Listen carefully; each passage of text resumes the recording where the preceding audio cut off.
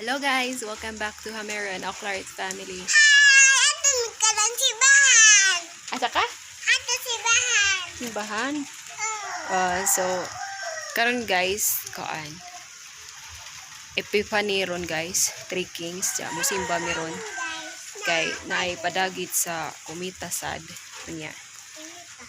Agahong duha ka bata, ni una na kay uwan mo diri na gaawan anjag.